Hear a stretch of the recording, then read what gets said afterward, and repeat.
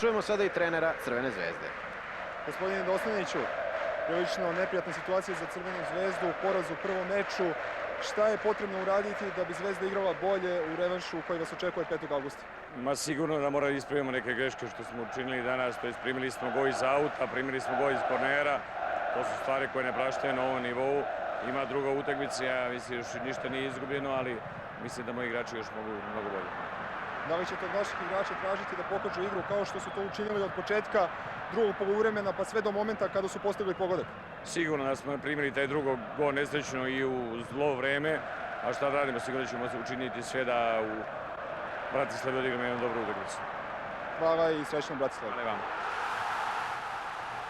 Eto, čuli ste i Ratka Dostanića, evo nekoliko najzanimljivijih detalja iz drugog poluvremena. Ovo je period igre kada su fudbaleri Crvene zvezde pokušavali, kada su se trudili da dođu do gola Slovana, ali uspeli su samo jednom i to posle ovog fantastičnog pogotka Trifunovića.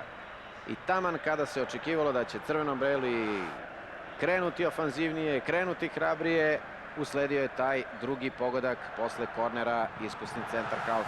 Kornel Salata je posle odličnog voleja postigao gol i posle tog drugog gola fudbaleri Crvene zvezde više nisu imali snage da preokrenu rezultat. Evo tog detalja, zaista je fantastično zahvatio loptu jedini reprezentativac Slovana i gosti su došli do vodstva od 2:1, ispostavilo se i konačne pobede. Ali ostaje dakle revanš u Bratislavi, ostaje nada fudbalera Crvene zvezde da mogu bolje nego što su to pokazali na večerašnjoj utakmici.